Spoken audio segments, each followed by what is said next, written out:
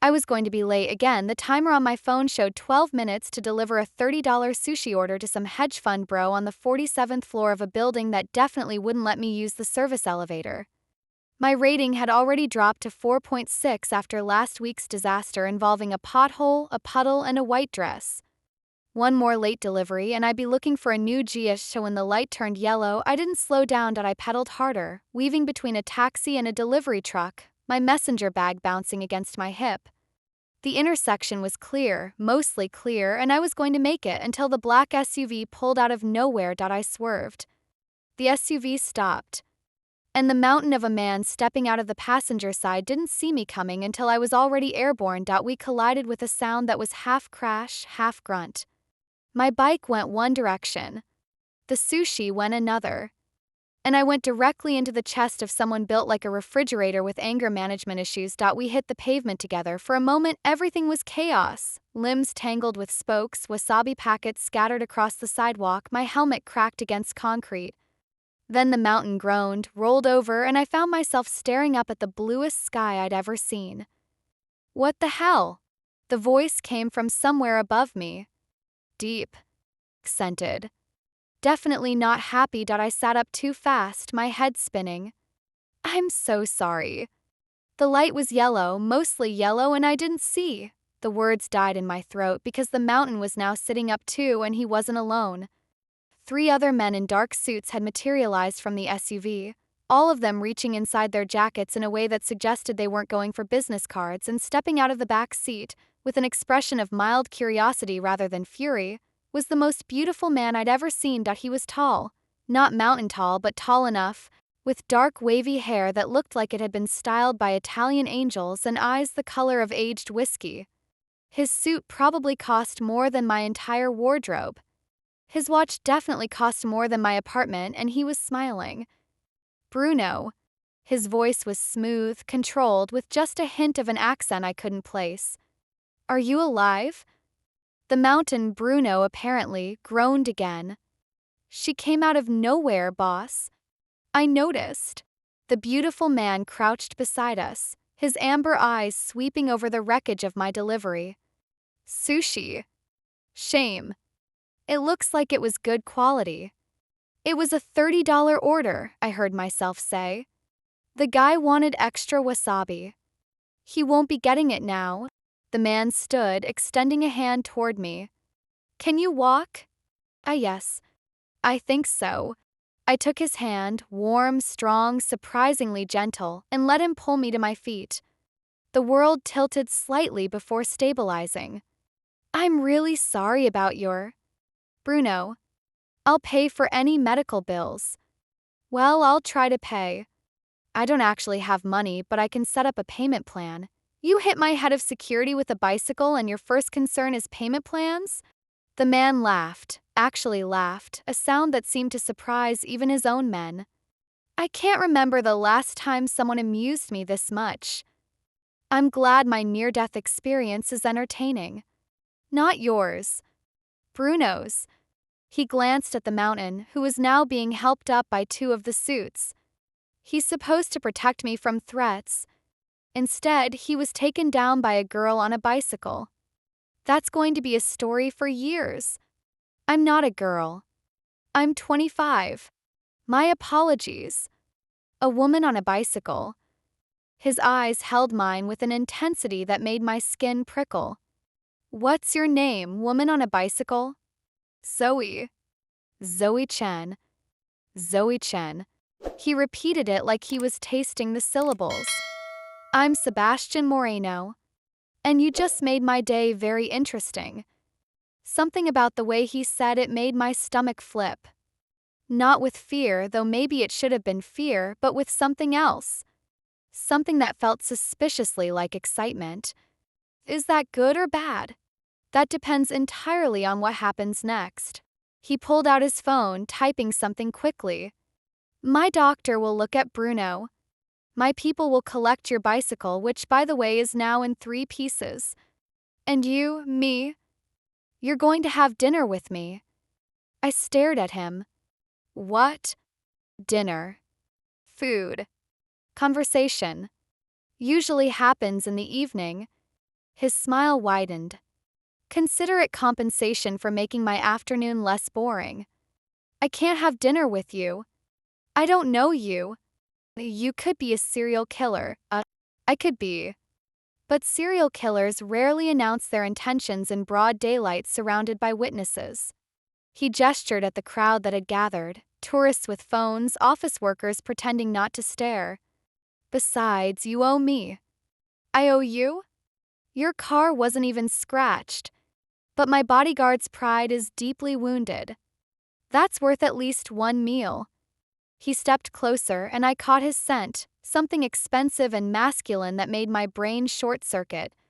7 o'clock. I'll send a car. You don't know where I live. I will in about 3 minutes. He nodded toward one of his men who was already photographing my destroyed bike, and I realized the ID badge still clipped to my messenger bag. The perks of being me. That's incredibly creepy. That's incredibly efficient. There's a difference. He turned back toward his SUV, pausing at the door. 7 o'clock, Zoe-chan. Don't be late. And if I don't show up... He looked at me over his shoulder, and for just a moment, the charming mask slipped to reveal something darker underneath. Then I'll come find you. And the conversation will be much less pleasant. The door closed. The SUV pulled away. And I stood on the sidewalk surrounded by ruined sushi and the wreckage of my bicycle, trying to figure out what the hell had just happened. You're going to dinner with a what? Lena's voice hit a pitch that probably only dogs could hear. She stood in the middle of our tiny kitchen, still wearing her scrubs from her hospital shift, staring at me like I'd announced I was joining a cult. I don't know what he is, I said, trying to sound calmer than I felt. He could be a businessman. Tech bro. A mafia boss. Zoe, I looked him up. Sebastian Moreno. There are articles. Rumors. The people who've crossed him tend to disappear. That's dramatic. That's Google. She thrust her phone at me. Look. Moreno family linked to organized crime. Federal investigation into Moreno Industries. Bodies found in warehouse owned by... Okay. I pushed the phone away. So he's maybe not a tech bro. He's definitely not a tech bro. He's a criminal. A dangerous criminal who somehow got you to agree to dinner. I didn't agree. He told me I was going. And you're just going to let him? What's the alternative? He knows where I live. He literally had someone photograph my ID. I slumped onto our ancient couch. Maybe it's just dinner. Maybe he really was just amused and wants company. Rich people are weird. Rich criminals are weirder. And more murdery. Lena sat beside me, her expression softening. Zoe, I'm worried. This isn't a rom-com. You can't just crash into a crime lord and expect a cute love story. I wasn't expecting anything. I was expecting to deliver sushi and make rent. I rubbed my temples. What am I supposed to do? Run? Hide? He'd find me. You saw those men, they were professionals. So call the police. And tell them what? A handsome man in a nice suit asked me to dinner? That's not a crime. It's coercion. It's complicated. I stood, pacing the small space. Look, I'll go to dinner. In a public place. I'll be polite, I'll eat something overpriced, and then I'll leave. If he's really just bored and looking for entertainment, he'll lose interest once he realizes I'm not that interesting. You're very interesting. Not to someone who probably dates supermodels and heiresses. I attempted a smile. It'll be fine. One dinner. What's the worst that could happen? Lena's expression said she could think of approximately 500 worse things, but before she could list them, my phone buzzed. A text from an unknown number. Car will arrive at 6:45. Wear something comfortable. Looking forward to our conversation. He has my phone number too, I said weakly. Of course he does. Lena threw up her hands. Fine. Go to your possibly fatal dinner. But I'm tracking your location, and if you don't text me every 30 minutes, I'm calling the FBI. The FBI won't care about a dinner date. They will if it's with Sebastian Moreno. She grabbed her phone. I'm also sending your info to my cousin in the precinct. Just in case. Just in case of what? Just in case you end up in several pieces in the Hudson River. That's reassuring. It's realistic. She hugged me tightly. Be careful, Zoe. Promise me. I promise. But as I went to my closet to find something comfortable for dinner with a crime lord, I wondered if careful was even an option anymore. The car arrived at exactly 6:45. It was black, of course, because apparently criminal masterminds had a very specific aesthetic, with tinted windows and a driver who looked like he could bench press my apartment building. Miss Chen. He opened the back door. Mr. Moreno is looking forward to seeing you. That makes one of us. The driver's expression didn't change. Professional to the core. I slid into the back seat, clutching my phone like a lifeline. Lena's tracking app was running. My pepper spray was in my pocket. And I'd worn my most practical dress, black, knee-length, easy to run in if necessary. The drive took 20 minutes, winding through Manhattan streets until we pulled up to a building I didn't recognize. Not a restaurant, I realized with a sinking feeling. A residence. This isn't public. Mr. Moreno prefers privacy for business conversations. This is supposed to be dinner, not business. With Mr. Moreno, everything is business. The driver opened my door. Penthouse level. He's expecting you. I stepped out onto a sidewalk lined with doormen and security cameras. The building was glass and steel, probably worth more than some small countries. Great, I muttered. Dinner in a murder palace. This is fine. The elevator required a key card, which the driver provided. 52 floors later, the doors opened directly into an apartment that stole my breath. It wasn't gaudy. That was the first surprise. I'd expected gold fixtures and velvet furniture, the kind of tacky wealth that screamed, I have money and no taste. Instead, I found clean lines and warm wood, original art on the walls, floor-to-ceiling windows showcasing the city like a living painting, and Sebastian Moreno, standing in the middle of it all, looking like he'd been waiting his whole life for me to arrive. Zoe. He smiled, and something dangerous uncurled in my chest. You came. Did I have a choice? There's always a choice. Most people just don't like their options. He gestured toward a sitting area near the windows. Drink. Water. I want to keep my wits about me. Smart. He poured 2 glasses, water for me, something amber for himself. You're nervous. I'm having dinner with a stranger who may or may not be a crime lord. Nervous is an understatement. May or may not. He handed me my glass. You've done research. My roommate did. She's convinced you're going to murder me. And what do you think? I studied him, the relaxed posture, the easy smile, the eyes that missed nothing. I think if you wanted me dead, I'd already be dead. So either you're planning something worse, or you actually are just bored and looking for entertainment. Worse than death. There are lots of things worse than death. True. He sat across from me, crossing one leg over the other. But I'm not planning any of them. At least not for you.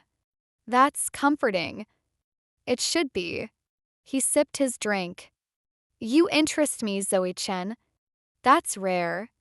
Most people are predictable. They see my money, my power, my reputation, and they react exactly as expected.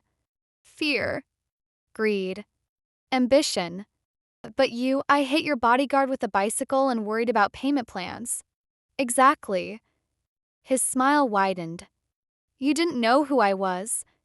Didn't care. You were just a woman trying to do her job, and when everything went sideways, your first instinct was responsibility. Not excuses. Not blame. Just how do I fix this? That's not interesting. That's basic decency. You'd be surprised how rare basic decency is in my world. He set down his glass. I want to offer you a job. I nearly choked on my water. A job. Bruno is going to be recovering for at least 2 weeks. Cracked rib. Possible concussion. He held up a hand before I could apologize. I'm not blaming you. I'm explaining. I need someone to fill his role temporarily. You want me to be your bodyguard? I weigh 120 pounds. Soaking wet. Not a bodyguard. A companion. Someone to accompany me to events, run errands, handle situations that require a lighter touch than Bruno provides. That sounds like a personal assistant. Sounds like whatever you want to call it. Pay is $2,000 a week plus expenses. 2 weeks minimum, longer if we both agree. He leaned forward. That's enough to pay off your student loans. I checked. You checked my financial records? I told you. I'm efficient. You're terrifying. I prefer thorough. He stood, moving toward the windows. I know what you're thinking. This is a trap. There's a catch. No one offers this kind of money without wanting something in return. And what do you want? He turned to face me, and for the first time, the charm faded to reveal something raw underneath. Honestly, I want someone who isn't afraid to tell me when I'm wrong.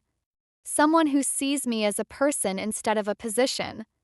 Someone who crashed into my life, literally, and reminded me that the world is full of surprises. His eyes held mine. I'm surrounded by people who say yes to everything. I'm offering you the chance to say no, to push back, to be real in a world that's suffocatingly fake. And if I refuse the job, then you finish your water, we have a pleasant dinner, and I never bother you again. Just like that. Just like that. I'm not a monster, Zoe. I'm just a man who's very good at getting what he wants. He smiled slightly. But I don't want someone who's forced to be here. That defeats the purpose. I sat in his penthouse, surrounded by wealth I couldn't comprehend, being offered a job by a man who was almost certainly a criminal. Every logical part of my brain screamed to refuse. To run. To go back to my tiny apartment and my failing delivery career and the safe, small life I'd built, but another part, the part that had dropped out of school and dreamed of galleries and refused to give up even when everything fell apart, that part whispered something different. When was the last time anything interesting happened to you? 2 weeks, I heard myself say. Then we renegotiate. Sebastian's smile was like sunrise over a battlefield, beautiful and dangerous in equal measure. Welcome to my world, Zoe-chan. My first day as a crime lord's companion started at 6 a.m. with a text coffee meeting. Be ready in 30. Cars downstairs. Sai stared at my phone, still half asleep, trying to process. 30 minutes. To shower, dress, and mentally prepare for whatever coffee meeting meant in Sebastian Marino's world. 29 minutes later, I was in the back of the black SUV, wearing the most professional outfit I owned, black pants, white blouse, sensible flats, and clutching a to-go cup of bodega coffee like a security blanket. Sebastian was already inside, looking like he'd been awake for hours. His suit was charcoal gray today, perfectly tailored, with a burgundy tie that brought out the amber in his eyes. You're punctual, he observed. I appreciate that. You gave me 30 minutes notice. And you made it with 1 minute to spare. He smiled. Most people would have complained. Made excuses. Asked for more time. Most people aren't being paid $2,000 a week to show up. Fair point. He gestured to a bag on the seat beside me. I took the liberty of providing breakfast. You seem like a woman who appreciates pastries. I opened the bag to find an assortment of croissants from a bakery I recognized, one of those places that charged $8 for a single pastry and had a line around the block. You bought me fancy croissants? I bought you fuel. Today is going to be long. What exactly are we doing? Meeting with potential business partners. I have 3 scheduled before noon. He pulled out his phone, scrolling through something. Your job is to observe. Take mental notes. Tell me afterward what you noticed. I'm not a spy. You're not. You're a fresh perspective. He looked up at me. I've been doing this for 10 years. I know every trick, every tell, every lie before it leaves their mouths. But sometimes I miss things, small details that don't fit my expectations because I've become too familiar with the game. And you think I'll catch what you miss? I think you see people differently. You're an artist, aren't you? Art history degree from NYU before you dropped out. You really did do your research. I told you. Thorough. He tucked his phone away. Artists notice things. Colors. Expressions. The way light falls on a face. I'm betting that translates to reading people too. That's a lot of faith to put in someone you met yesterday. I'm an excellent judge of character. His smile sharpened. Besides, if I'm wrong, I'm only out 2 weeks' salary. If I'm right, I gain a valuable asset. Asset. That's a romantic way to describe an employee. I never claimed to be romantic. Car pulled up to a glass-fronted building in Midtown, one of those corporate towers that screamed money and power. Sebastian stepped out first, buttoning his jacket with practiced ease. Remember, he said as I joined him on the sidewalk. Observe. Say nothing unless directly addressed. And try not to hit anyone with a bicycle. That was one time. It was memorable. He offered his arm. Shall we? I took it, trying to ignore the warmth that spread through me at the contact. This was a job. Just a job. Nothing more. The first meeting was with a tech CEO who smiled too much. Sebastian introduced me simply as my associate without further explanation. The CEO, Marcus something, I forgot his last name immediately, barely glanced at me. I was furniture. Background noise. Exactly what Sebastian wanted. They discussed server farms and data security and profit margins, none of which I understood. But I watched. And I noticed Marcus touched his ear when he talked about projected earnings. His smile widened when he mentioned competitors but didn't reach his eyes. And every few minutes, his gaze would flick to the door like he was expecting or dreading an interruption. Thoughts? Sebastian asked as we rode to the next meeting. He's lying about the earnings. Or at least exaggerating. And he's nervous about someone who might show up unexpectedly. Sebastian's eyebrows rose. What makes you say that? The ear thing. My brother does that when he's bullshitting our mom. And the door checking was consistent. Every 3 to 4 minutes. That's not casual, that's a pattern. Interesting. He pulled out his phone, typing something. Marcus has been trying to sell me on his company for months. I suspected the financials were inflated, but I couldn't prove it. So I helped. You gave me confirmation. That's valuable. He looked up at me with something like respect. What else did you notice? His watch was expensive but wrong for his suit. And his cufflinks had initials that weren't his. And I'm not MJ. Marcus Jensen. You're right. Sebastian's eyes gleamed. The watch and cufflinks were probably gifts. From someone he's trying to impress or appease. Someone whose name starts with M. A mistress? A mentor? Or a partner he hasn't disclosed. Sebastian smiled. You're good at this. I just notice things. That's exactly what I need. Someone who just notices things. He tucked his phone away. The next meeting is more important. A potential investor named Antonio Reyes. Old money. Conservative. He'll scrutinize everything, including you. Should I be worried? You should be yourself. That seems to work well enough.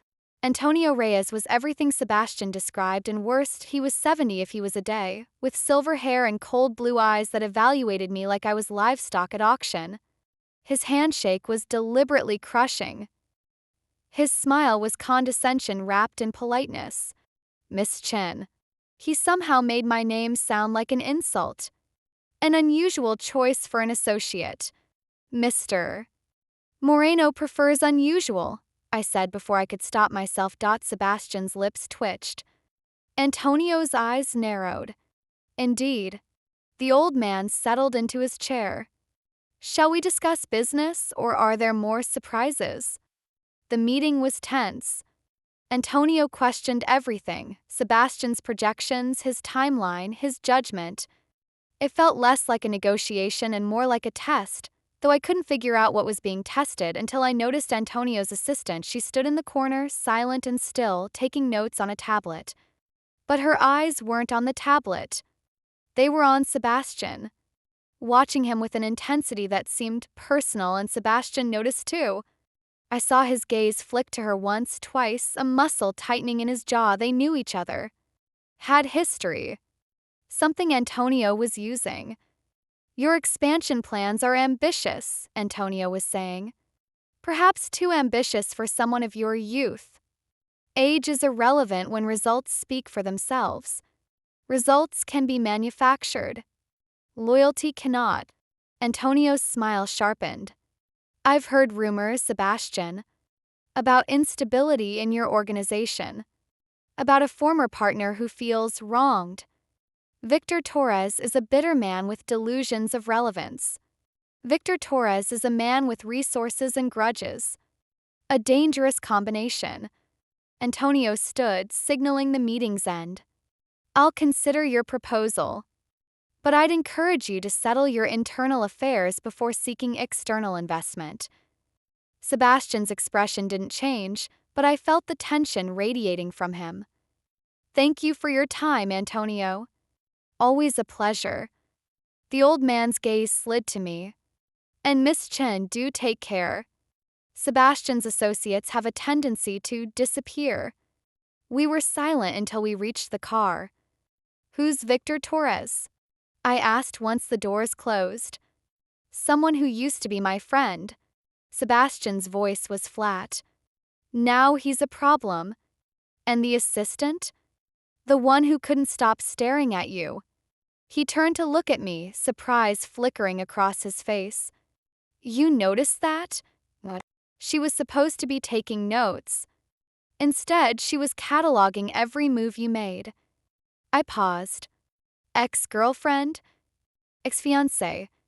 The word came out heavy. Isabella. She left me for Victor 2 years ago. That's complicated. That's business. In my world, love and power are interchangeable currencies. He stared out the window. Victor and I built this organization together. When things fell apart, he took Isabella and half my territory. We've been at war ever since. And Antonio is using her presence to rattle you. Antonio is testing whether personal history affects my judgment. Sebastian's jaw tightened. It doesn't. But it bothers you. Many things bother me. I don't let them show. He finally looked at me. Why are you asking? Because if I'm going to do this job, observe, report, help, I need to understand the landscape. Who the players are. What's at stake? What's at stake is everything I've built. Everything I am. His voice softened unexpectedly.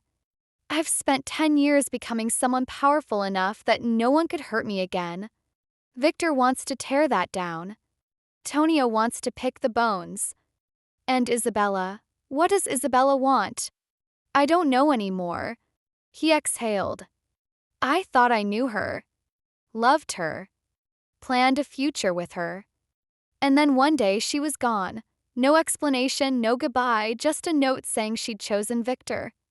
That's brutal. That's life. He straightened, reassembling his mask. The third meeting is in an hour. A potential acquisition. Try to notice if the owner is planning to betray me too. Sebastian, we should eat first. You haven't touched your croissants. The subject was closed, but I filed away what he'd told me, adding it to the picture forming in my mind. Sebastian Moreno wasn't just a crime lord. He was a man who'd been broken by betrayal and rebuilt himself into something harder. That I understood that more than I wanted to admit. The third meeting was mercifully uneventful. By 2 p.m., we were back in the SUV, and I was exhausted in a way that had nothing to do with physical exertion. "You did well today," Sebastian said. "Better than I expected." "Thanks." "I think it's a compliment. Take it." He loosened his tie, the first casual gesture I'd seen from him all day. "Tomorrow will be different. A charity gala. Less talking, more watching. Will Antonio be there?" "Probably. Along with half the people in this city who want something from me." He glanced at me. "You'll need a dress. I'll have something sent over. I can buy my own dress. Can you buy a $10,000 dress?" "A 10,000? Why would anyone spend that much on fabric?" "'Cause at these events, appearance is currency. The wrong dress sends the wrong message." He almost smiled. "Consider it a work expense." "This is insane." "This is Tuesday." He leaned back in his seat. "Get some rest tonight. The gala starts at 8, but preparation begins much earlier." "Preparation?" "Hair. Makeup. The transformation from bicycle courier to society companion." His eyes swept over me. "Though honestly, you need less transformation than most." Was that another compliment? It was an observation. But his smile suggested otherwise. The car dropped me at my apartment building, and I climbed the stairs in a daze. Lena was waiting inside, practically vibrating with anxiety. "You're alive. I texted you every 30 minutes. Texts can be faked. You could have been kidnapped, murdered, sold into trafficking." I attended business meetings and ate fancy croissants. I collapsed onto the couch. "It was actually interesting." "Interesting."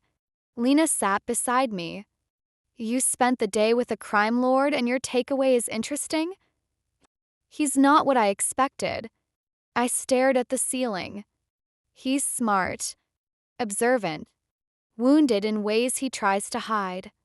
And he's fighting a war with his former partner who stole his fiancée."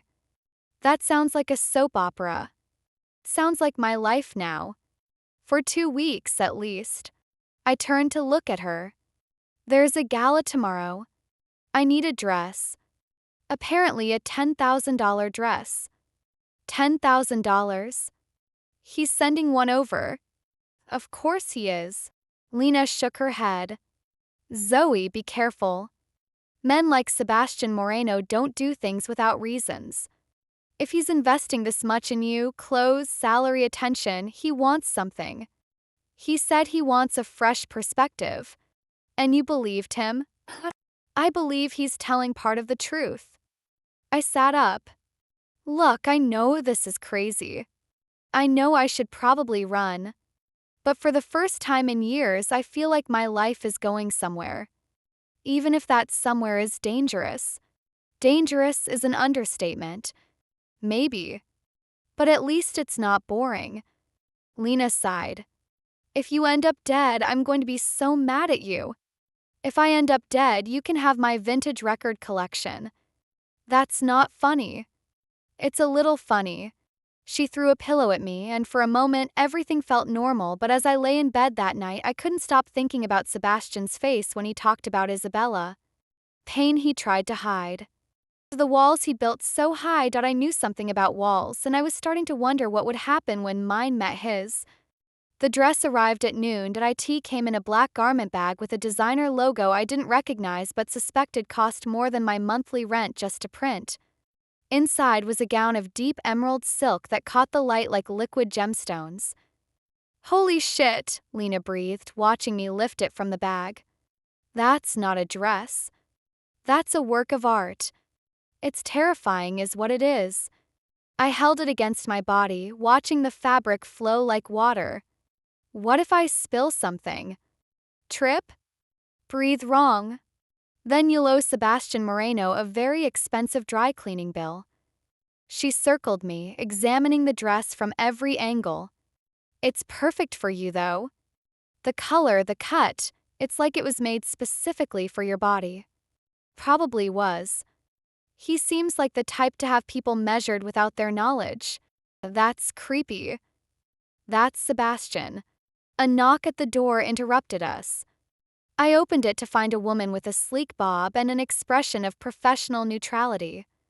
Miss Chen? I'm Valentina. Mr.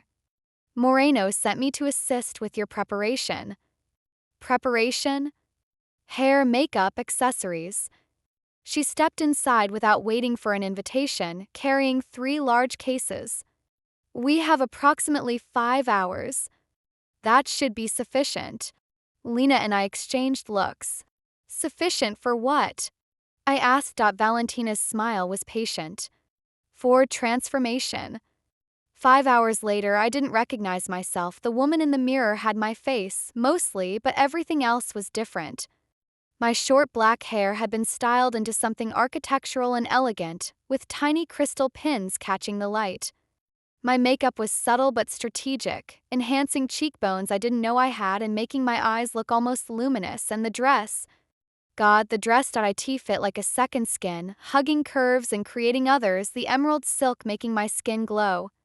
A slit up one side revealed just enough leg to be interesting without being inappropriate. The neckline plunged in a way that was daring but somehow tasteful. You look beautiful, Lena said softly. I look like someone else. You look like the best version of yourself. She squeezed my hand. Sebastian Moreno isn't going to know what hit him. He's my employer. For now. Her smile was knowing. Text me every hour. And if anything feels wrong, I'll call you immediately.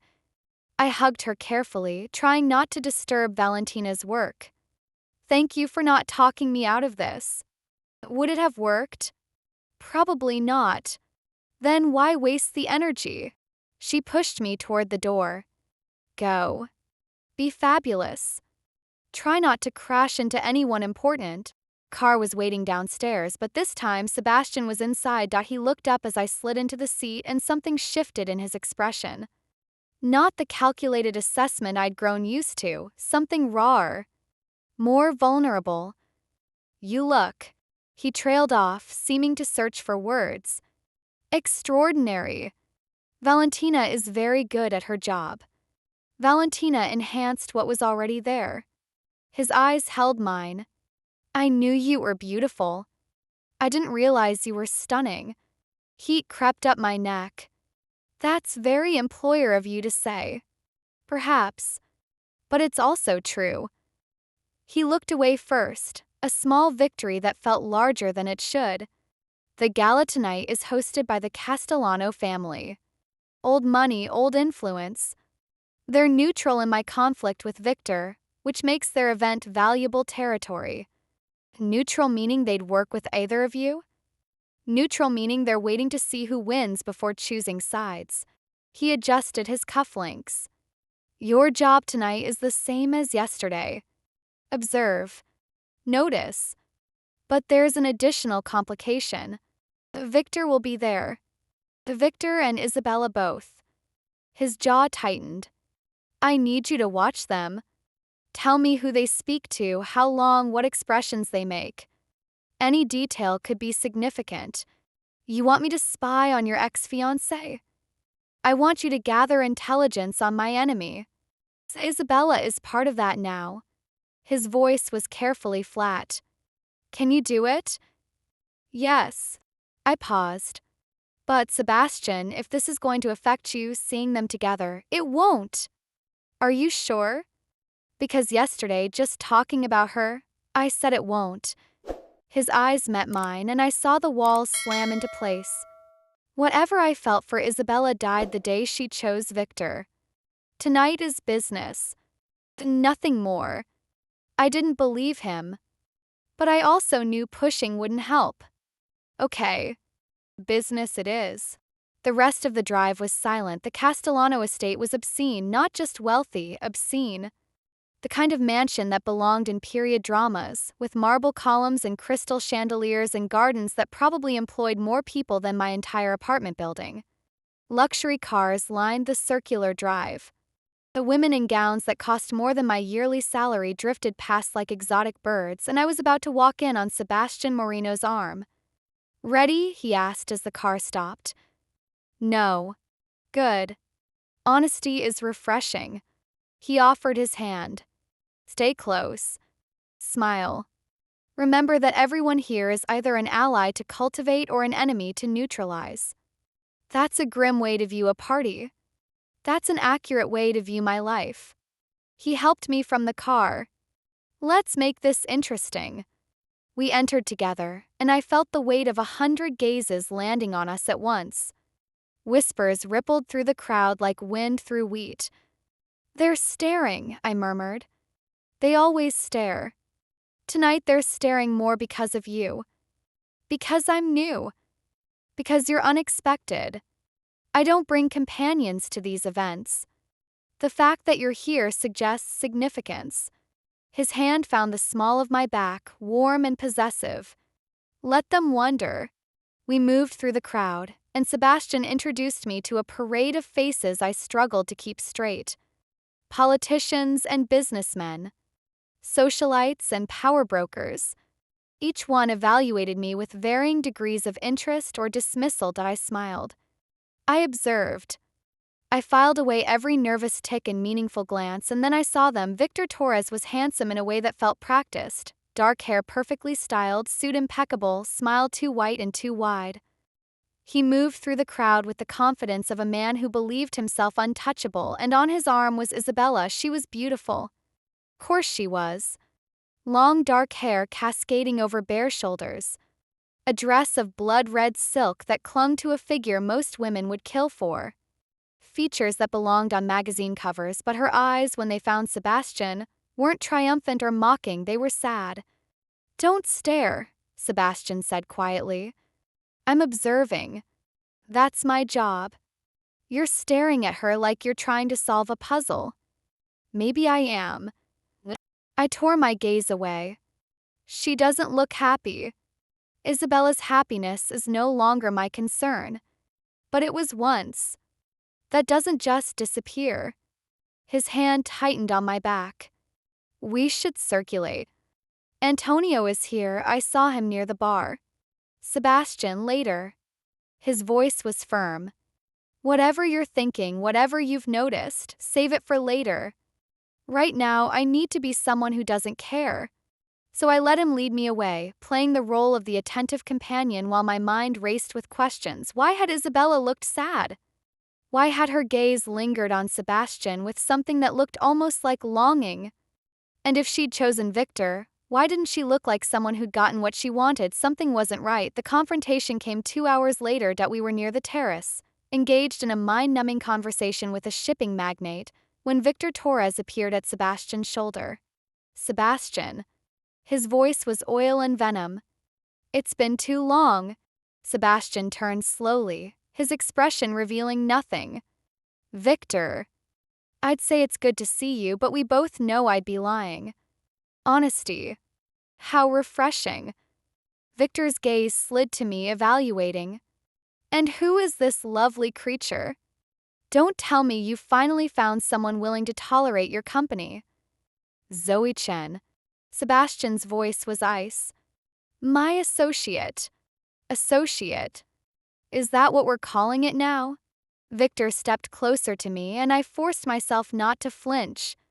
"Tell me, Zoe Chen, has he shown you his true colors yet? The violence? The cruelty? The bodies he's buried to build his empire? I've seen enough to form my own opinions." "Have you? Then you're either very brave or very foolish." His smile sharpened. "Probably both, given that you're standing here." "Victor." Sebastian's hand closed around my arm, pulling me slightly behind him. "If you have business, discuss it with my people. If you're here to threaten my companion, we're going to have a very different conversation." "Threaten?" "I'm simply warning her. The way I wish someone had warned Isabella before she wasted 5 years on a man incapable of love. Isabella made her choice. Isabella was rescued from a bad situation. There's a difference." Victor's eyes glittered. But I didn't come here to rehash old wounds. I came to deliver a message. Then deliver it and leave. Castellanos have agreed to hear my proposal next week. If they accept, their support and their territory will be mine. Victor's smile was triumphant. Your empire is crumbling, Sebastian. Best to abandon ship before it drags you under. My empire is stronger than ever. Is it? Then why are you surrounded by new faces instead of old allies? Why is Bruno recovering from injuries instead of standing at your side? Why do you bring a bicycle courier to events that require sophistication? Victor laughed. You're weakening. Everyone can see it. What everyone sees is a desperate man grasping at victories he hasn't earned. Sebastian's voice was deadly calm.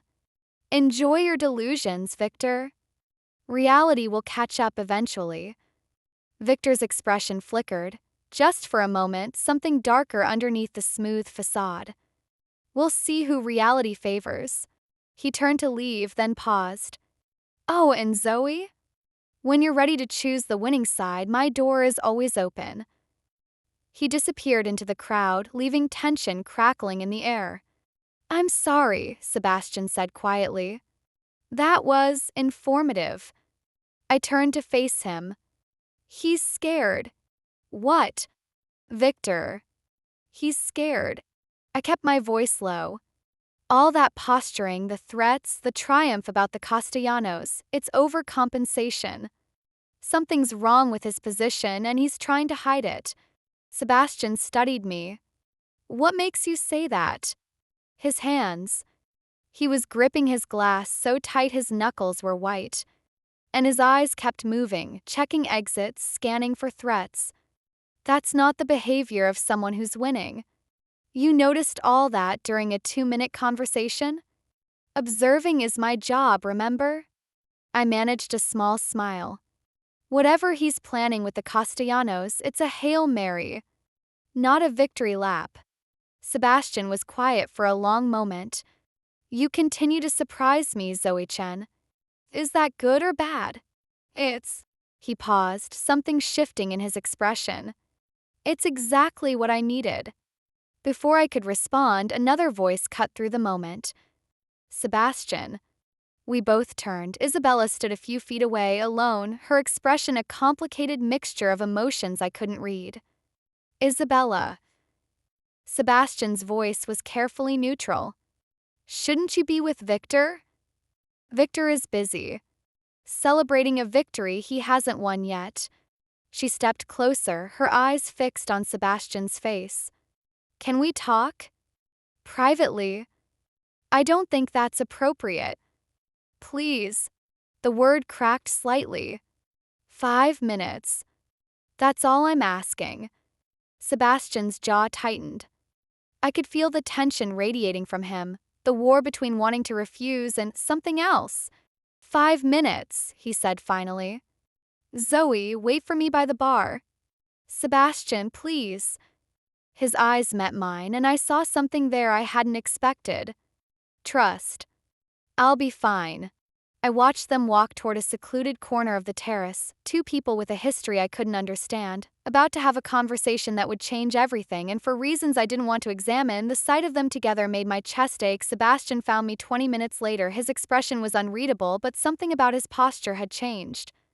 The rigid control had cracked slightly, revealing exhaustion underneath. What did she want? I asked. To warn me. He signaled for a drink. Victor is planning something beyond the Castellanos. Something dangerous.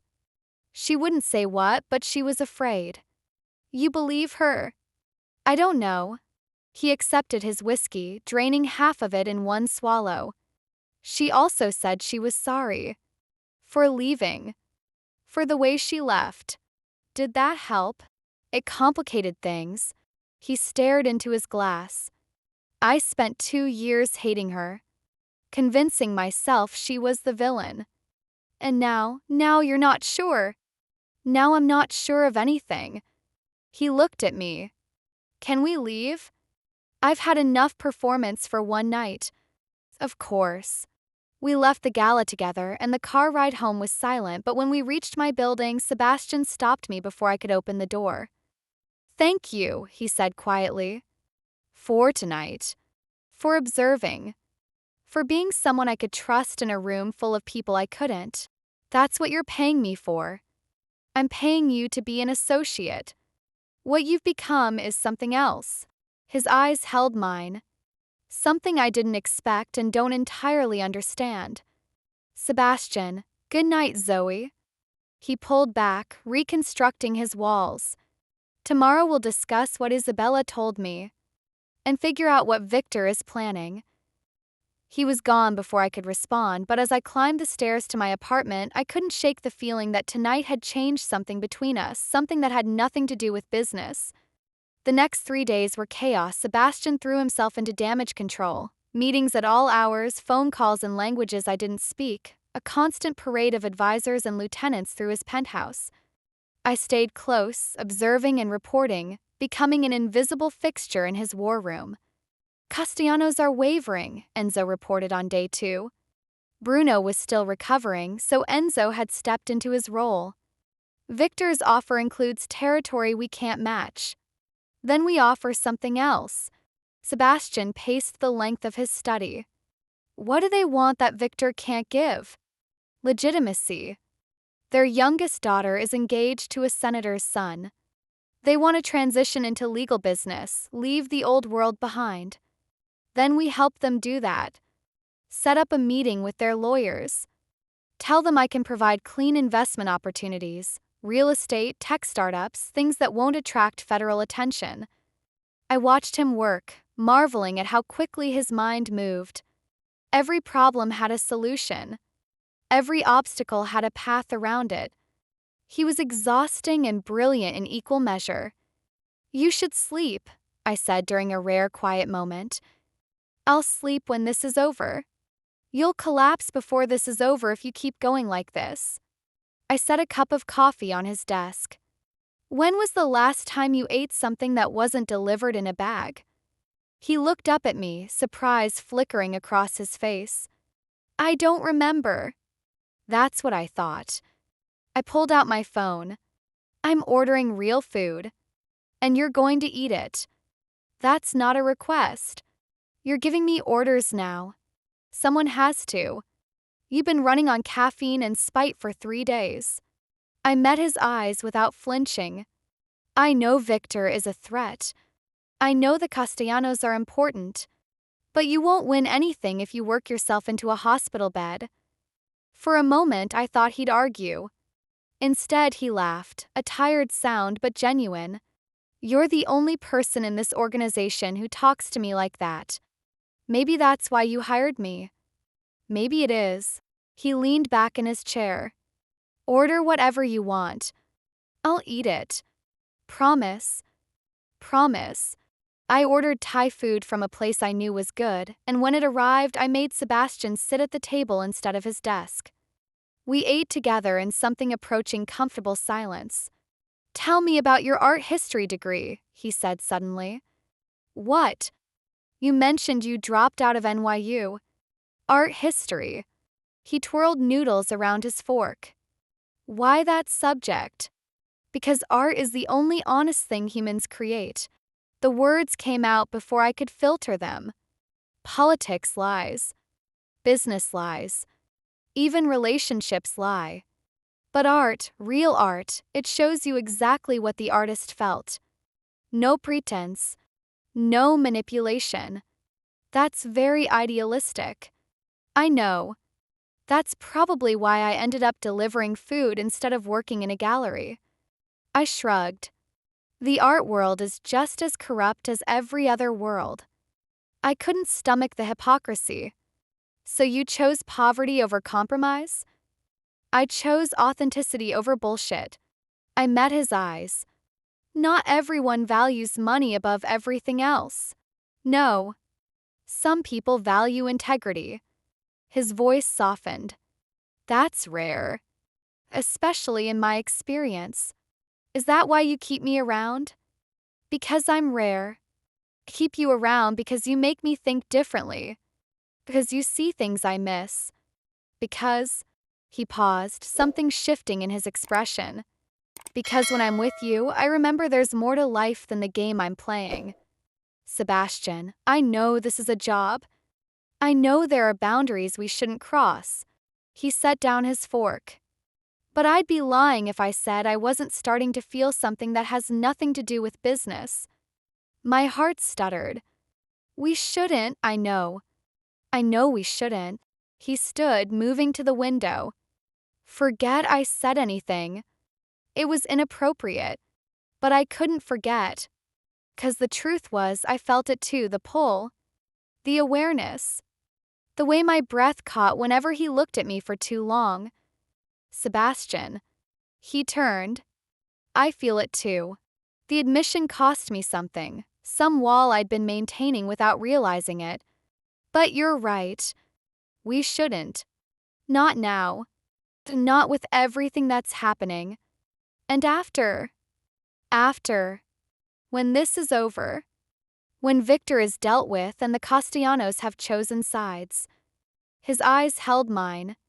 What happens then? I don't know. I stood, crossing to stand beside him at the window. But maybe we could find out together. He didn't touch me. Didn't close the distance between us. But something passed between us in that moment. An understanding, a promise, a possibility suspended in the space where our futures might converge. Together, he repeated softly. I'd like that. The attack came 2 nights later that I was in my apartment, finally getting a full night's sleep, when my phone exploded with notifications. Sebastian. Enzo. Unknown numbers. Victor made his move. Get somewhere safe. Don't go to the penthouse. I was still processing when the door to my apartment crashed open. 2 men in dark clothes. Guns drawn. Moving with the efficiency of professionals. Miss Chen. The first one smiled. Mr. Torres would like a word. I didn't think. I just moved. The pepper spray was in my pocket. I'd been carrying it since the first day with Sebastian. I aimed for the closest man's face and ran before his screams fully registered down the fire escape. Into the alley. Running through Brooklyn streets I knew better than any GPS, my bare feet slapping against concrete because I hadn't had time for shoes. I made it 3 blocks before they caught up. A car screeched beside me. Hands grabbed my arms. Something pressed against my neck, and the world went soft and dark. I woke up in a warehouse, not the cinematic kind, not elegant or intimidating. Just a warehouse. Cold concrete. Industrial lighting. The smell of rust and old water, and Victor Torres, sitting across from me like we were about to have a pleasant conversation. Miss Chen. His smile was reptilian. I apologized for the rough handling. My men can be overzealous. Where am I? Somewhere Sebastian won't find you. At least not in time. Crossed his legs, the picture of casual menace. You become something of a problem, you know. A variable I didn't anticipate. I'm nobody. I deliver food on a bicycle. You were nobody. Then you crashed into Bruno, charmed Sebastian, and started whispering observations that have cost me 3 deals in the past week. His expression hardened. You see things. Important things. And you give that information to my enemy. I'm just doing my job. Your job is making my life difficult. So I'm going to use you to make Sebastian's life more difficult. He stood, circling my chair. Here's what's going to happen. I'm going to call Sebastian. Tell him I have you.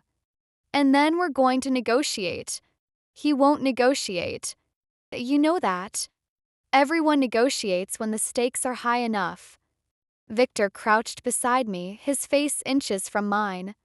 The question is what Sebastian values more, his empire or his new toy?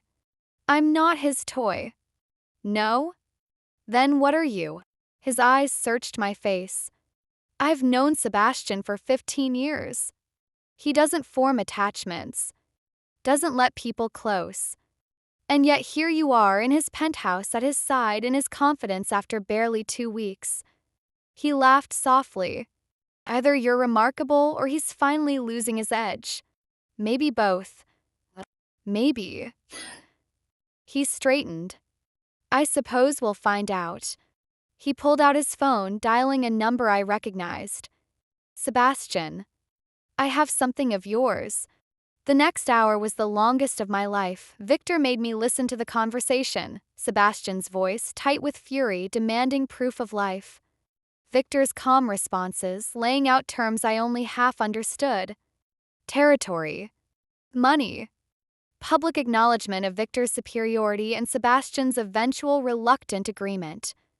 He must really care about you, Victor observed after hanging up. I asked for everything he's built over the last decade and he didn't hesitate. He's buying time, obviously. But he still agreed. That tells me something. Victor studied me with new interest. What is it about you, Zoicha? What makes you worth an empire? Nothing. I'm not worth anything. Sebastian disagrees. And Sebastian is very good at knowing value. He smiled. Maybe I should keep you. See what all the fuss is about. Touch me and I'll bite off whatever you put near my mouth. Victor laughed, a genuine sound that was somehow worse than his threats. I see why he likes you. Fire. Ferret. Most people in your position would be begging by now. Most people in my position haven't spent 2 weeks watching Sebastian Moreno navigate impossible situations. I met his eyes without flinching. He'll come for me. And when he does, you're going to regret ever hearing my name. Brave words for a captive. True words. There's a difference. Something flickered in Victor's expression, doubt, maybe, or reassessment. Before he could respond, one of his men burst through a door. Sir, we have a problem. What kind of problem? Castellanos. They've made their decision. The man looked shaken. They chose Moreno. Victor's face went pale. That's impossible. We had an agreement. Apparently they received new information. Something about your business practices that made them uncomfortable. Victor spun to look at me. You. His voice was ice. What did you tell them? I didn't tell them anything. I've been a little busy being kidnapped. Then how? He stopped, realization dawning. Isabella. What? Isabella was at the gala. She talked to Sebastian privately. Victor's hands clenched into fists. She warned him. Gave him something to use against me. Your own girlfriend sabotaged you. She's not, he caught himself, composing his features. It doesn't matter. Castellanos are one family. I have others. Do you? Because from what I observed, your entire strategy hinged on that alliance. I smiled sweetly. Maybe you should have spent less time kidnapping couriers and more time securing your base. Victor moved toward me, violence in every line of his body. You think this is funny? You think? An explosion shook the building, the lights flickered. Dust rained from the ceiling. Victor's men scrambled for weapons as another explosion, closer this time, sent cracks spiderwebbing across the walls. What the hell? Victor started. The door blew inward. Sebastian stepped through the smoke like an avenging angel, flanked by men I recognized from his penthouse. His expression was carved from ice, his eyes burning with a fury I'd never seen. Victor. His voice was death itself. We need to talk. Victor raised his gun. Sebastian didn't flinch. You can shoot me. But my people have this building surrounded. You'll be dead before my body hits the floor. Sebastian moved forward. Let her go. Now. Or what? Or I stop pretending to be civilized. The tension stretched like a wire about to snap, then Victor laughed, a broken sound, and lowered his weapon. Take her. Take everything. His voice was hollow. It's over anyway. Castellanos. Isabella. Everything I built. He looked at Sebastian with something almost like respect. You won. Enjoy it while it lasts. Sebastian didn't respond. He just crossed to me, his hands finding my face, checking for damage. Are you hurt? No. Just scared. I managed a weak smile. Took you long enough. I came as fast as I could. His voice cracked slightly. When I got the call, when I realized, I'm okay. I'm okay. I gripped his wrists. Get me out of here. He pulled me to my feet, wrapping his arm around me protectively. Enzo, secure Victor. The authorities will want to speak with him about several outstanding matters. Sebastian's eyes never left mine. And someone get Zoe a blanket. She's freezing. We walked out of that warehouse together, leaving Victor's broken empire behind, and as the night air hit my face, I realized something. I'd fallen for Sebastian Moreno completely. Irreversibly. Against all reason, and from the way he held me, like I was the only thing that mattered, I was pretty sure he'd fallen too. Sebastian took me to his penthouse, not to my apartment, not to a hospital, not to any of the logical places a rescued kidnapping victim should go. His penthouse. His home. You should be with your roommate, he said as we rode the elevator up. With someone who can take care of you. Then why are we here? Because I can't let you out of my sight right now. His jaw was tight, his hands still trembling slightly. I know that's irrational. I know Victor is in custody. I know you're safe. But, Sebastian. I reached for his hand, threading my fingers through his. I want to be here. He looked at me, something raw and vulnerable in his expression. You almost died because of me. I almost died because of Victor. There's a difference. If I hadn't hired you, if I hadn't dragged you into my world, then I'd still be delivering sushi for tips that barely cover my subway fare. I squeezed his hand. I chose this. I chose to stay. And if I had to choose again, knowing everything, I'd make the same decision. Why? 'Cause for the first time in years, I feel alive. Because you see me, really see me, in a way no one else ever has. I stepped closer. Because when Victor had me, the only thing that kept me from falling apart was knowing you'd come. I would have burned the city down to find you. I know. I smiled slightly. That's terrifying and romantic in equal measure. The elevator doors opened, and Sebastian led me into his apartment. It looked different at night, softer somehow. Less like a fortress and more like a home. You need rest, he said. The guest room is. I don't want the guest room. He froze. Zoe, I almost died tonight. I spent hours in a warehouse, not knowing if I'd ever see morning again. I moved toward him, closing the distance he kept trying to create. I don't want to be alone. I don't want to be careful. I want to feel alive. You're in shock. You're not thinking clearly. I'm thinking more clearly than I have in years. I reached up, touching his face. Tell me you don't want this. Tell me the past 2 weeks meant nothing. Tell me to leave, and I will. He was silent for a long moment, then his hands found my waist, pulling me against him with desperate strength. I can't tell you any of those things. His voice was rough. I've been trying to maintain boundaries, trying to be professional. But the moment Victor called, the moment I heard your voice, every wall I've built came crashing down. Then stop building them. He kissed me, not soft or questioning, fierce. Desperate. The kiss of a man who'd almost lost everything and was finally allowing himself to claim what he wanted. I kissed him back with equal intensity, my fingers tangling in his hair, my body pressed against his like we could eliminate every bit of space between us. Zoe. My name was a prayer on his lips. Are you sure? I've never been more sure of anything. He lifted me easily, carrying me toward a room I'd never seen. His bedroom, and everything else faded away. I woke up in silk sheets that I was starting to recognize, but this time there was no confusion, no fear, just warmth and the steady rhythm of Sebastian's heartbeat beneath my cheek. You're thinking too loud. His voice was rough with sleep. I can feel it. I'm trying to figure out what this means. What does what mean? Us.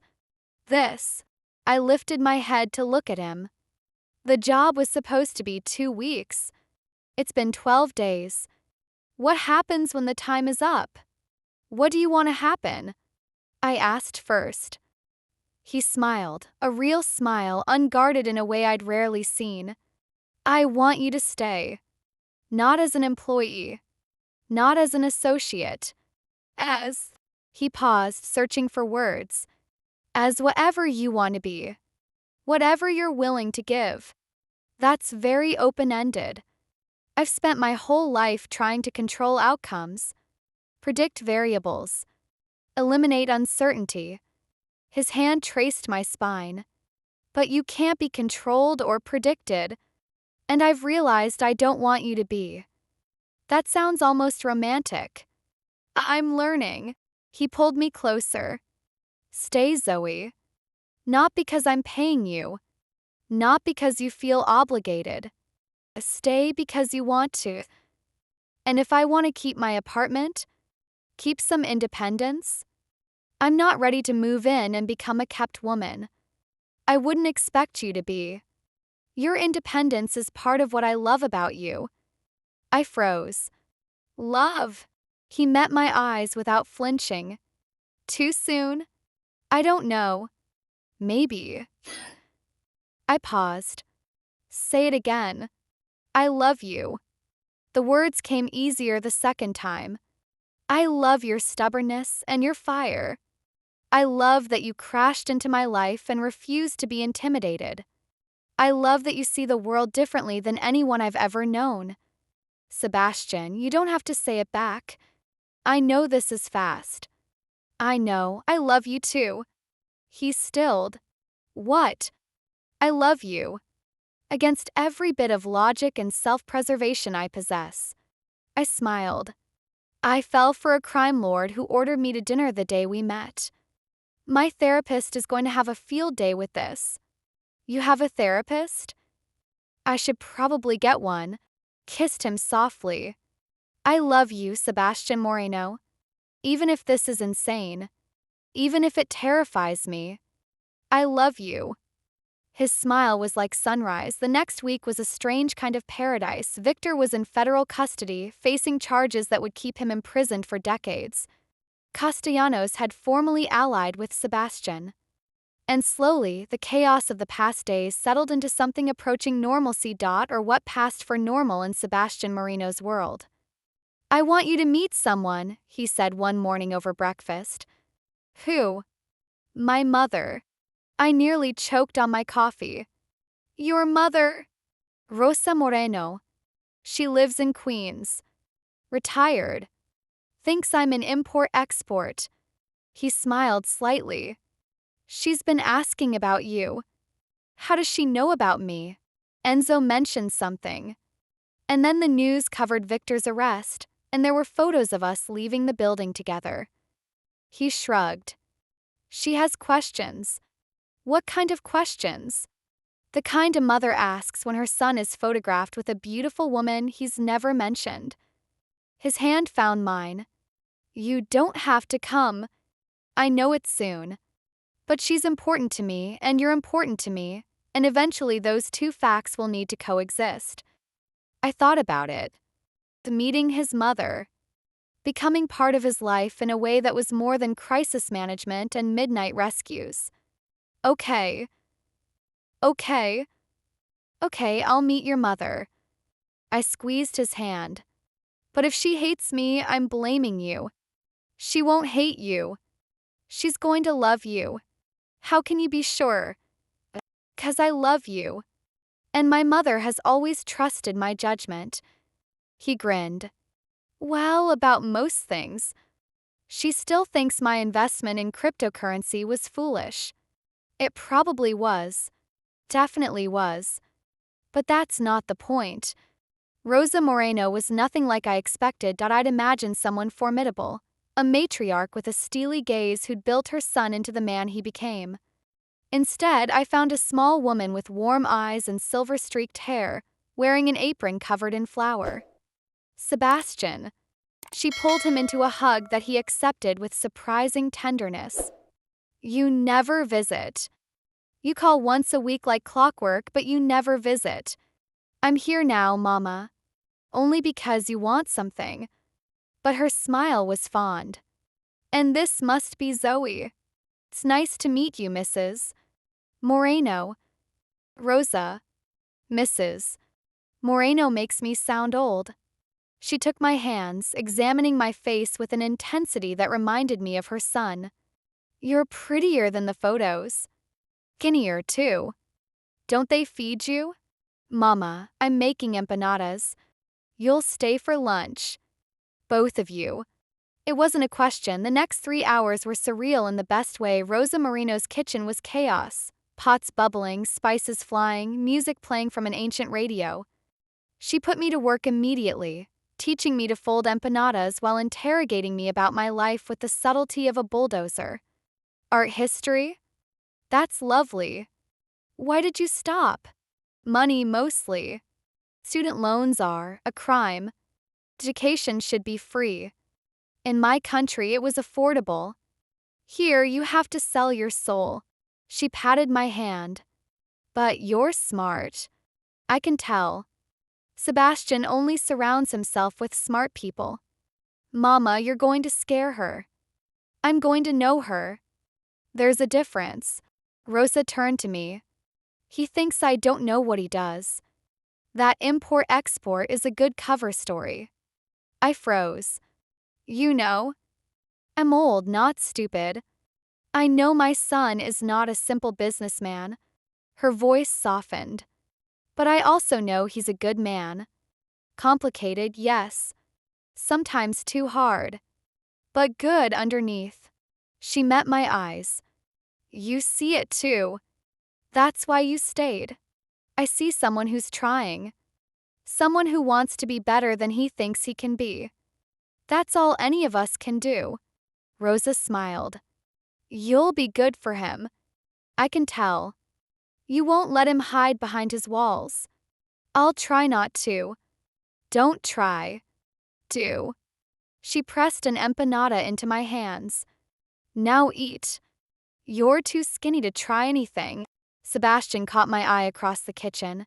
His expression a mixture of embarrassment and something deeper, gratitude maybe that I was here. That I'd chosen to be part of this. I smiled back, and for the first time in years, I felt like I belonged somewhere. The drive back to Manhattan was quiet but comfortable. She likes you, Sebastian said. She told me I was too skinny and my hair needed conditioning. That's how she shows affection. He took my hand. Thank you for coming. I know it was a lot. It was perfect. I turned to look at him. I understand you better now. Seeing where you came from. Who raised you? My mother raised me to be better than the world I grew up in. Sometimes I succeed. Sometimes I don't. You're succeeding now. Because of you. He lifted my hand to his lips. You make me want to be the man she believes I am.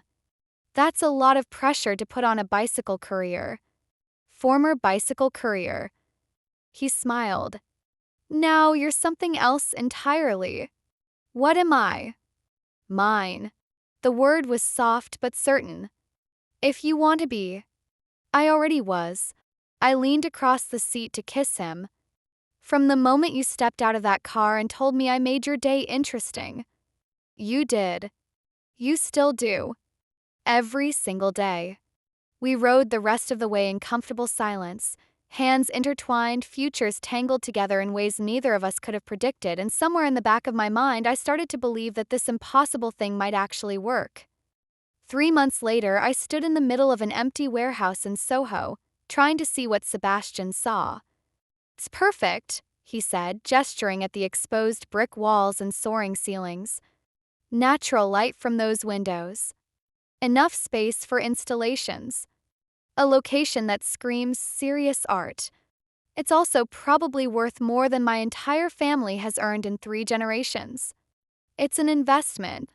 He moved to stand behind me, his hands finding my shoulders. In your future. In something that matters. Sebastian, I can't accept this. You're not accepting it. You're using it. He turned me to face him. I'm not giving you a gallery.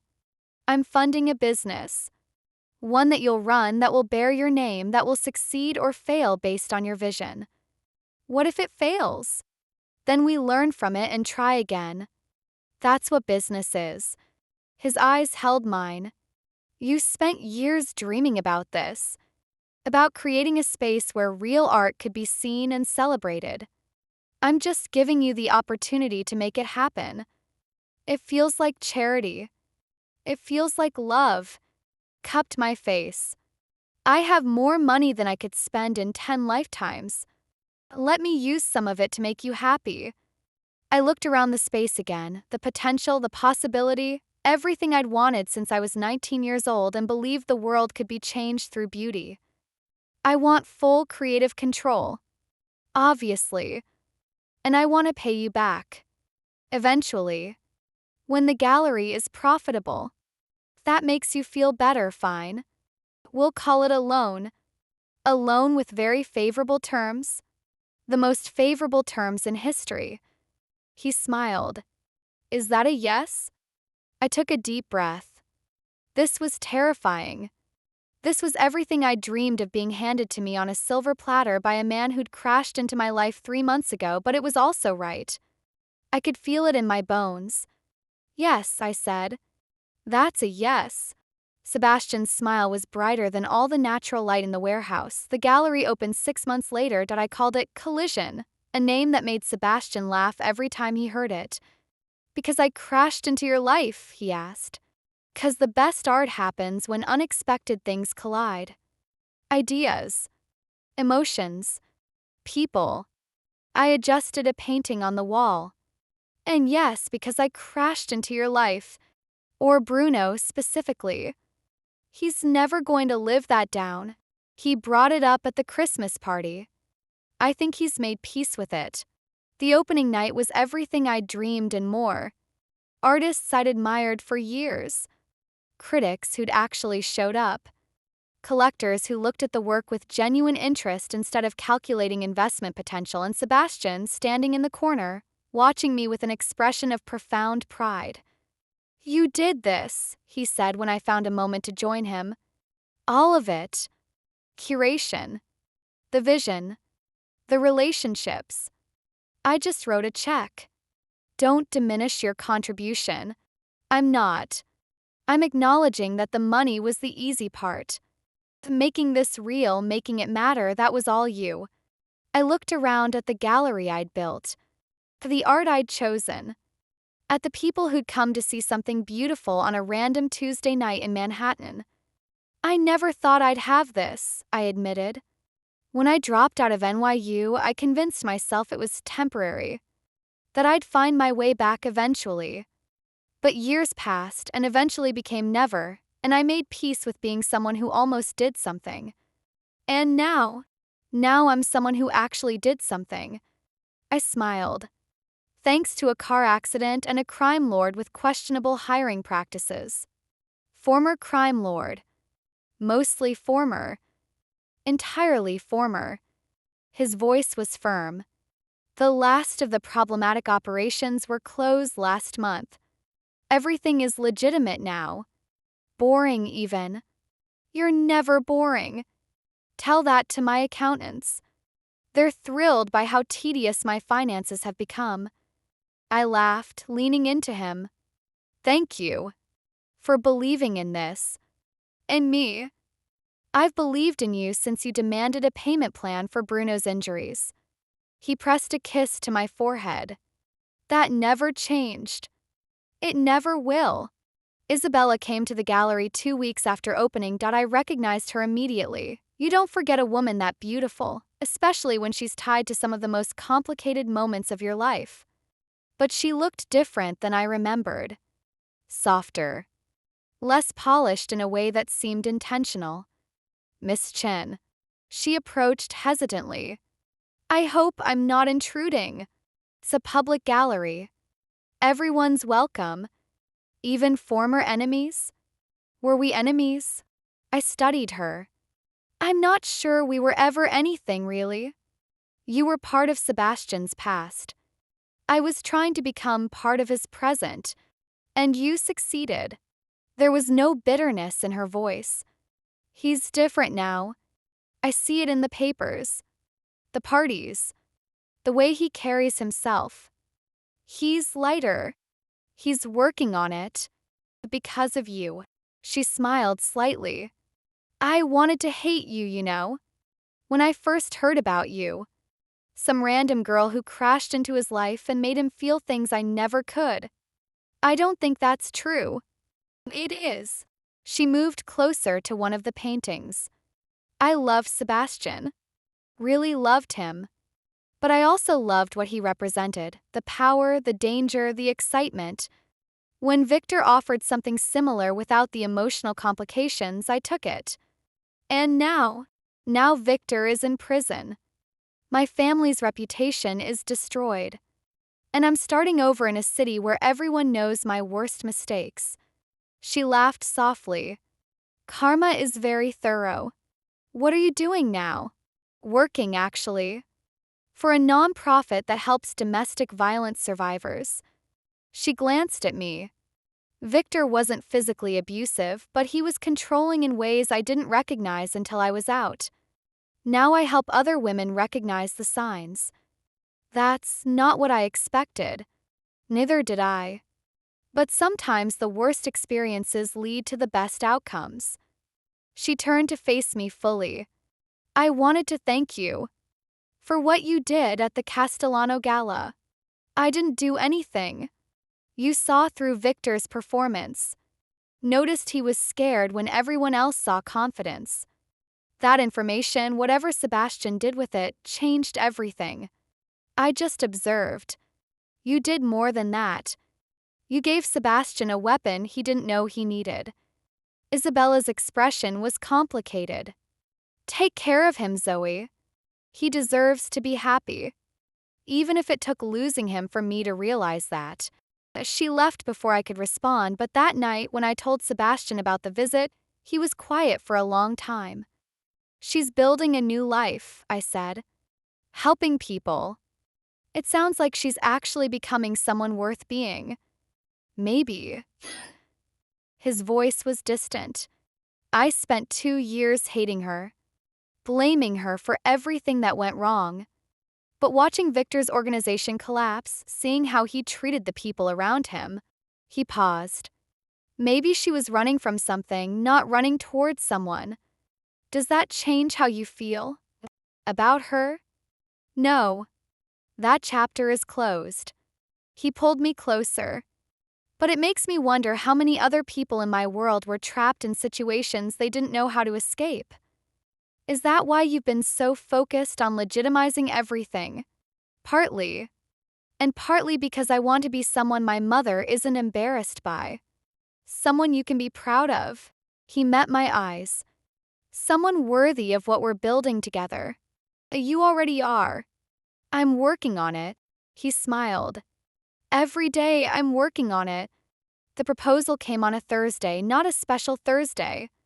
Not an anniversary or a birthday or any of the moments you'd expect. Just a random Thursday in September when the leaves were starting to turn and the city smelled like possibility. We were on the rooftop of Sebastian's building, our building now, though I still kept my apartment in Brooklyn for reasons I couldn't entirely explain. He'd made dinner himself, which was still a novelty. Sebastian Moreno, crime lord turned legitimate businessman, making pasta from scratch. This is good, I said, twirling noodles around my fork. Really good. You're getting better. YouTube tutorials. The great equalizer. He watched me eat with obvious pleasure. I have something for you. If it's another car, I'm saying no again. I don't even have a license. It's not a car. He reached into his pocket, pulling out a small velvet box. It's something else entirely. My heart stopped. Sebastian, don't panic. Just listen.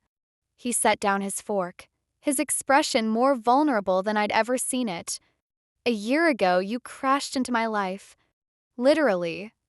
You hit my bodyguard with a bicycle and worried about payment plans while covered in wasabi.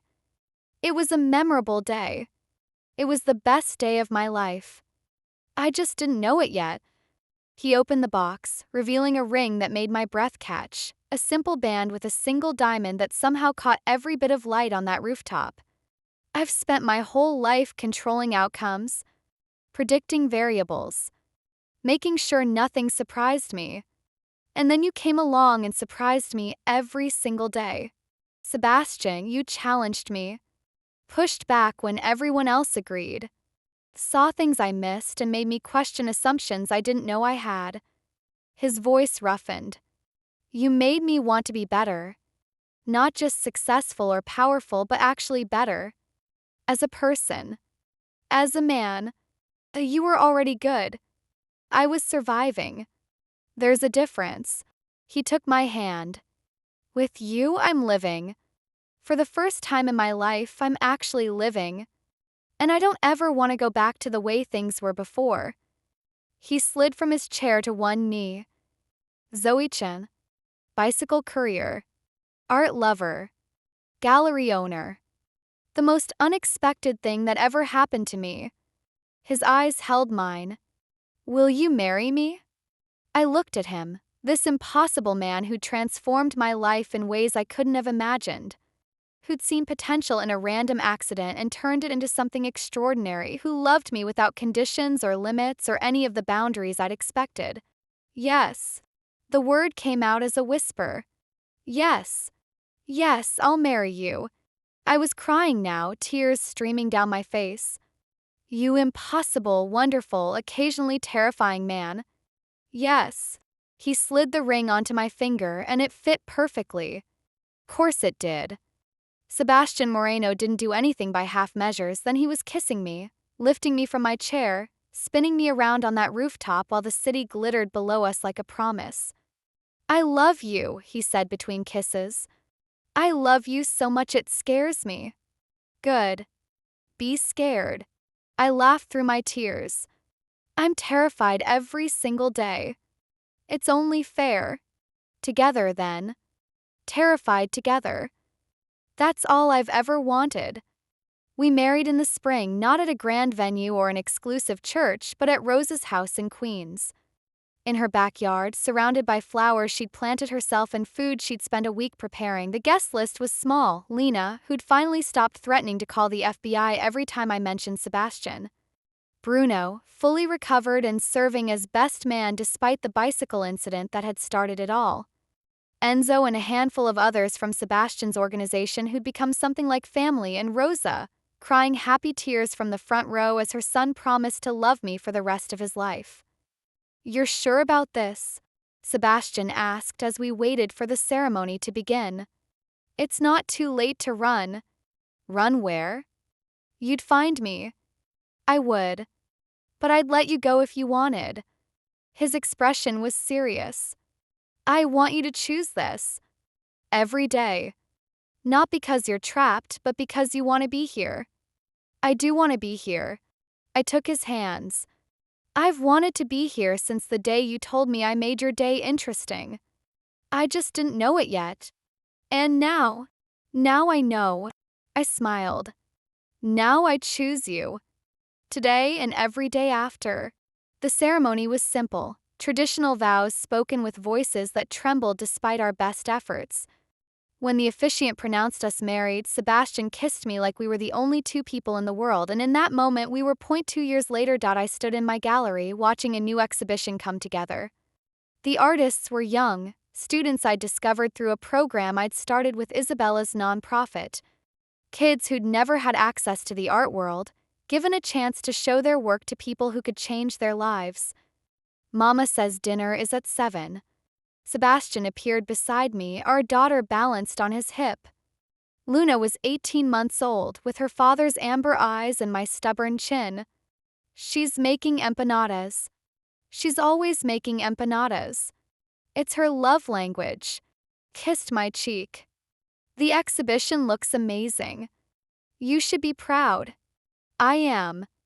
I looked around at everything we'd built, The gallery, the programs, the life that had grown from such an unlikely beginning. I still can't believe this is real sometimes. Real and getting more chaotic by the day. Luna chose that moment to grab a fistful of his hair. Case in point, she has your personality. She has your aim. Yesterday, she threw applesauce directly into Bruno's face. That's my girl. Sebastian laughed, and the sound still did things to my heart even after all this time. Some feelings didn't fade. Some just grew stronger. I have a meeting at 5, he said. The foundation board wants to discuss next year's scholarships. Apparently, we have more applications than ever. Because you're actually making a difference. We're making a difference. None of this happens without you. Flatterer. Truth-teller. He kissed Luna's forehead, then mine. I'll see you at dinner. Try not to acquire any more artists while I'm gone. No promises. He left, and I watched him go, this man who'd transformed from crime lord to philanthropist, from guarded survivor to devoted father. Who'd crashed into my life as surely as I'd crashed into his, and somehow turned the collision into something beautiful. Then my phone buzzed. A text from Lena. Still can't believe you married a mafia boss. Former mafia boss. Details. Dinner next week. Always. I tucked my phone away and returned to the exhibition. One of the young artists, a girl from the Bronx who painted like her life depended on it, was arranging her pieces with nervous energy. Is it okay? She asked when she saw me watching. I can move them if it's perfect. I smiled. You're going to be amazing. You really think so? I know so. I thought about my own journey. About dreams deferred and second chances and the unexpected roads that led to exactly where you needed to be. Sometimes the best things happen when you least expect them. You just have to be ready when they do.